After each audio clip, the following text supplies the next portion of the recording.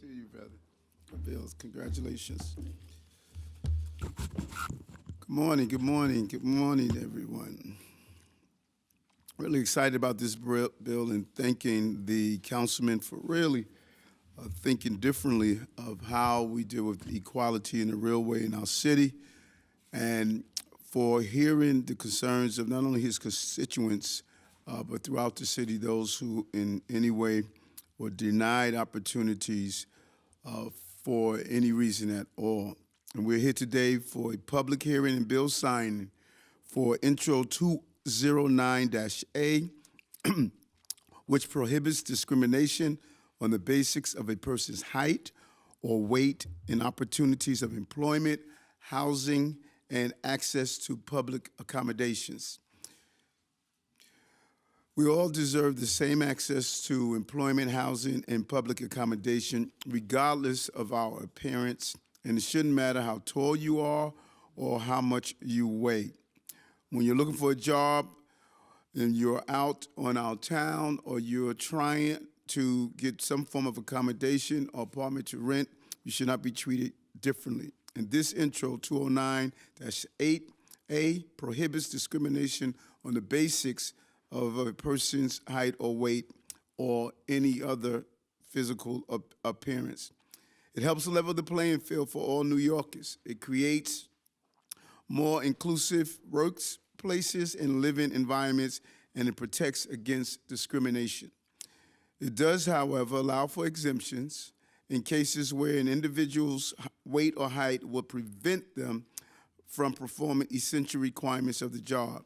So I want to really thank Council Member Sean Abreu for introducing this bill, and Council Member Natasha Williams for their support of this bill. And at this time, I'd like to open the floor to any public comments, and we want to start with Josh Kellerman.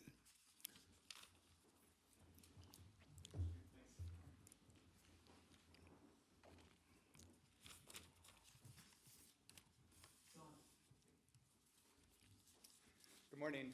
Good morning. Thank you to the mayor and to Councilmember Abreu for the opportunity to be here today. My name is Josh Kellerman. I'm the Director of Public Policy at the Retail, Wholesale, and Department Store Union, RWDSU.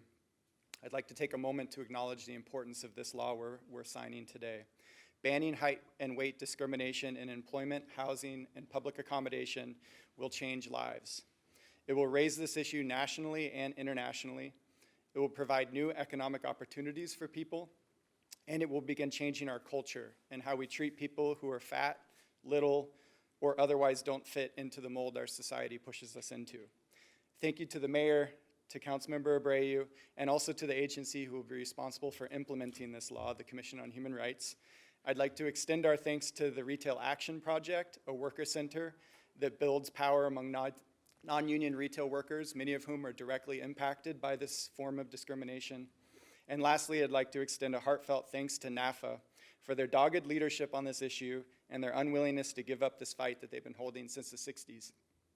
Here's to many more fights alongside you all. Thank you. Thank you. Thank you very much. And we have another public comment from Tigress Osborne.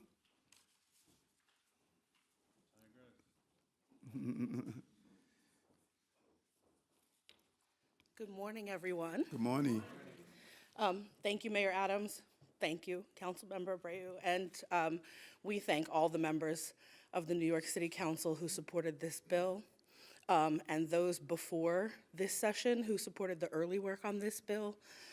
As the chair of the National Association to Advance Fat Acceptance and a co-founder of the Campaign for Size Freedom, I am so thrilled at the example that New York City is setting today. We all know, y'all know, New York is the global city. And this will ripple across the globe in terms of showing to people all over the world that discrimination against people based on their body size is wrong and is something that we can change. We can't legislate attitudes, but we can do what everything that's in our power to ensure that people are treated equally and that people have equal opportunity under the law. So thank you, everyone, who worked on this bill and everyone who supports this work across the country and all over the world. Thank you. Thank you. So I'll now invite the sponsor of the bill, Councilmember Sean Abreu. Thank you, Mayor Adams. I am incredibly honored to be here today with you. Your eagerness to stand with us in the fight against height and weight discrimination sends a critical message that this is a new day in New York City, and I couldn't be more grateful. I look across this room and I see all the advocates that fought for years, even decades, to make this happen. I would like to acknowledge Tigers Osborne, Lydia Green, Josh Kellerman, Victoria Abraham, Dr. Nodell, the Commission on Human Rights team right here who negotiated with us on this bill, and others that I have had the privilege of working side by side with to propel this legislation across the finish line. None of this would be possible without you. To those who share their intimate stories of experiencing size discrimination and weight stigma, who devoted their time and their lives to make our society more equal, more dignified, and more just, I say thank you. Today is a monumental advancement for civil rights, size freedom, and body positivity. And while our laws are only now catching up to our culture, it is a victory that I hope will cause more cities, states, and one day the federal government to follow suit.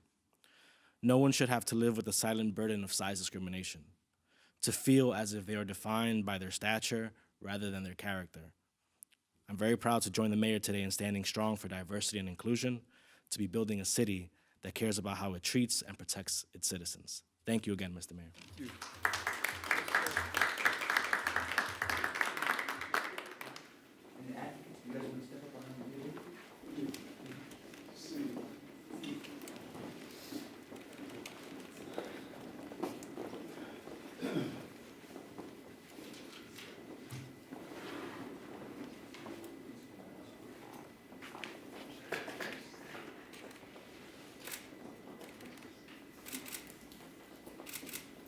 Yes. All right.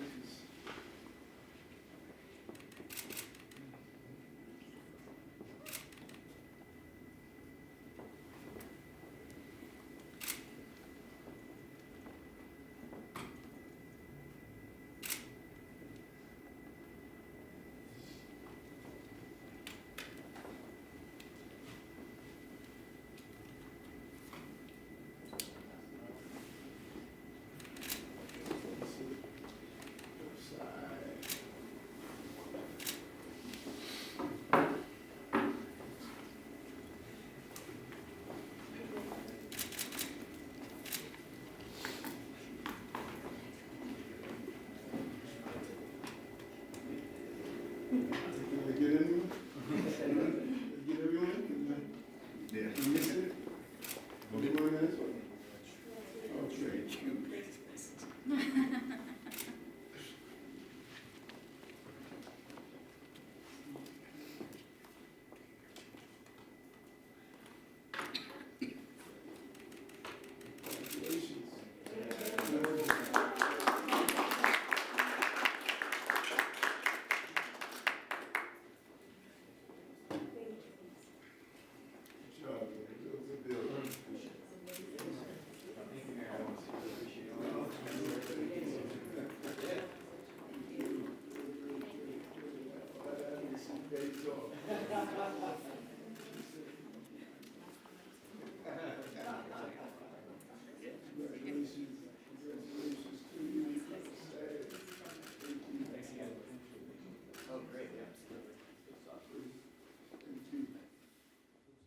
We're going to do some off topics. On top.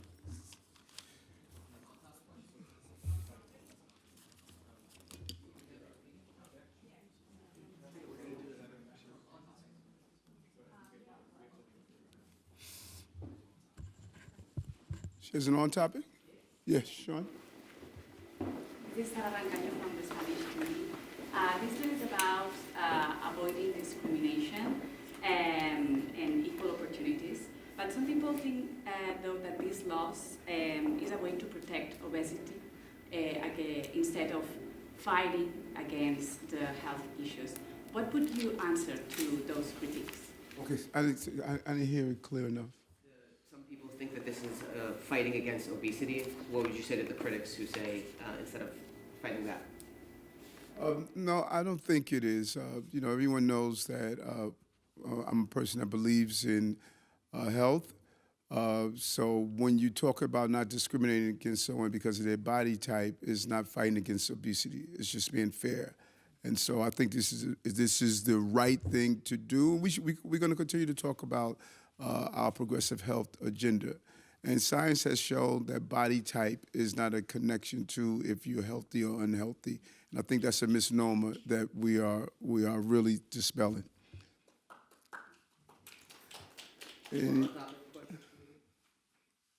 Okay. All right, brother. Thank you. Thank you all.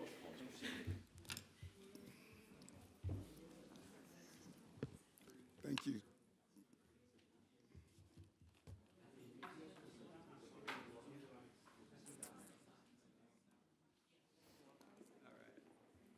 Thanks again, y'all. Bye-bye.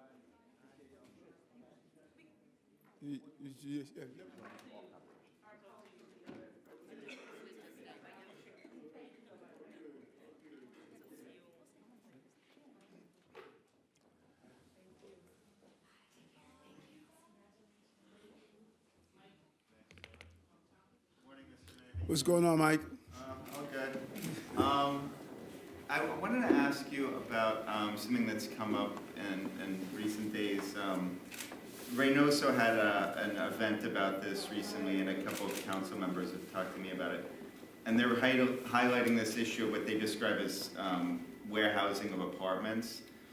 And, you know, I'm wondering, why haven't you talked about that more, you know, in terms of trying to put solutions to the migrant crisis? They say that this is something that there should be more attention focused to as a way to house migrants. So I'm wondering if you know, you could just discuss why they believe there hasn't been as much focus on that and what your kind of plan is on that. Well, okay.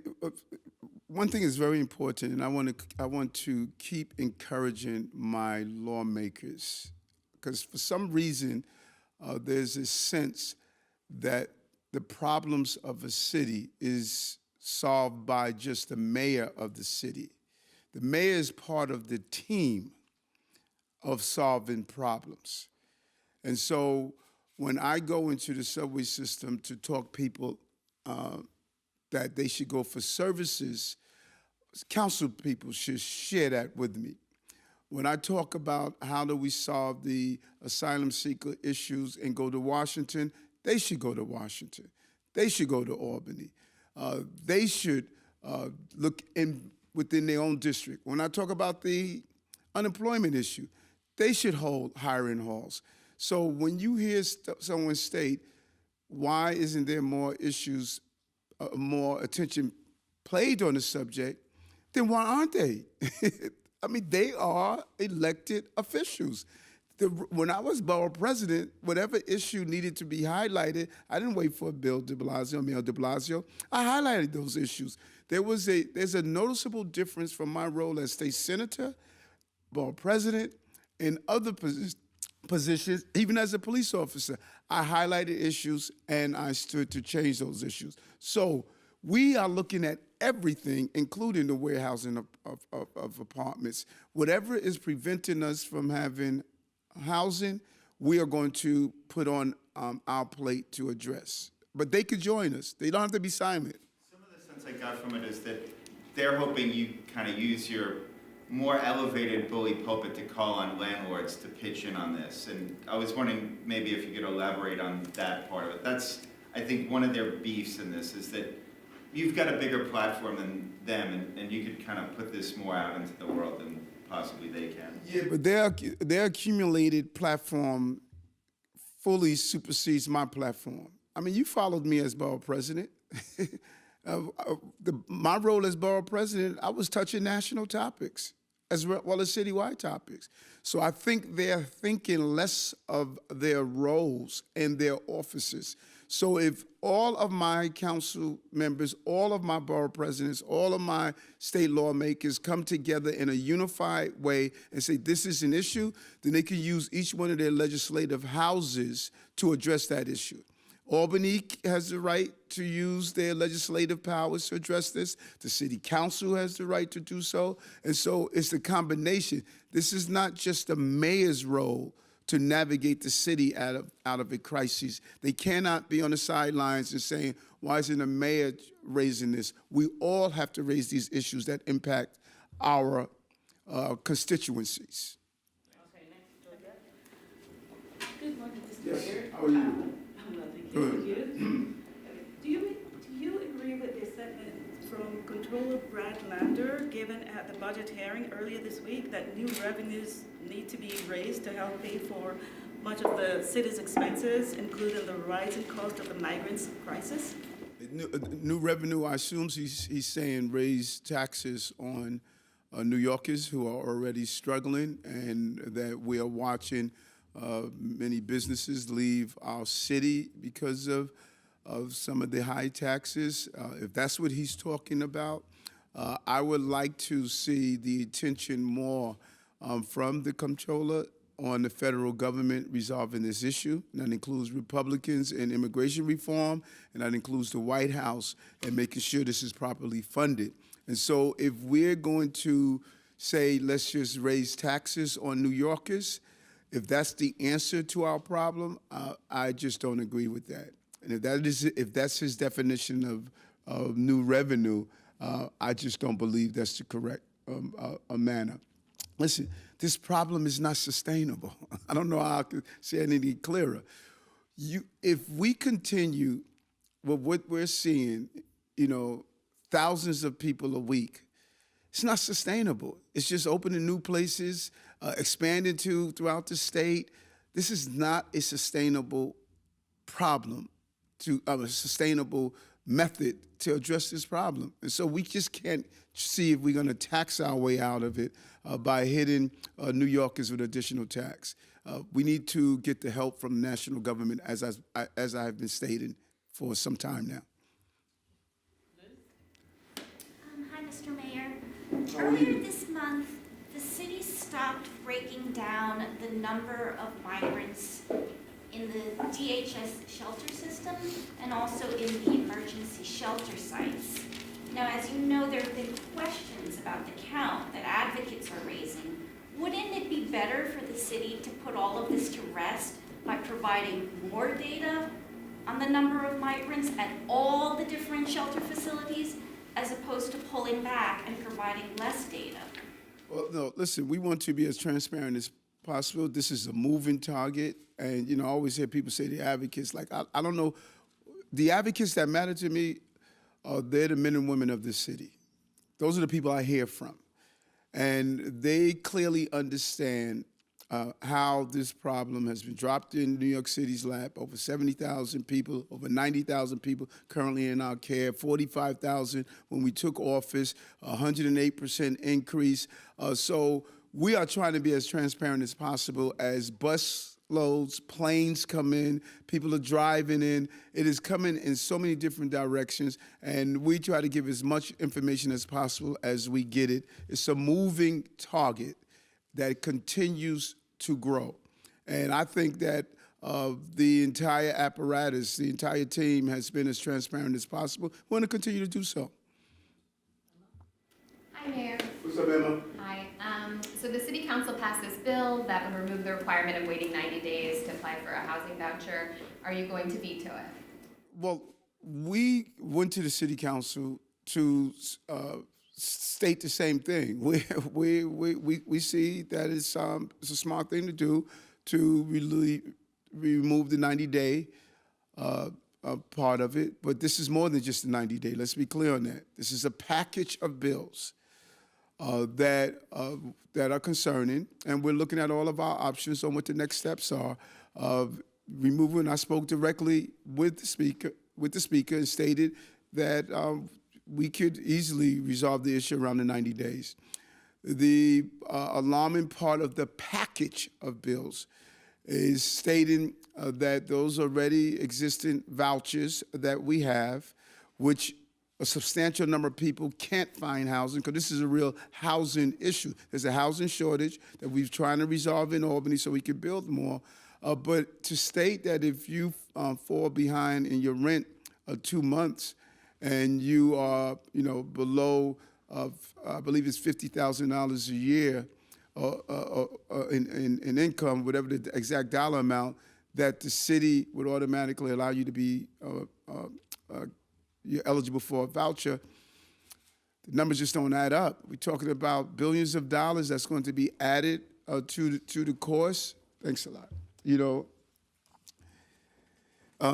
be added to the course, and it's just something that we have to look at, and we're going to have to look at all of our options. And as I'm just just pointed out, so we are in support, and I want to be clear on this. We're in support of the 90-day, remove the 90-day rule for families. We're in support of that. And I spoke to the speaker, spoke to her several times, and shared our concerns on what the package of bills is. So this is not the 90-day for families that we're talking about. I'm in support of that. I'm not in support of the entire package that they produce. You got any big plans for the weekend, Mr. Mayor? Hopefully nothing.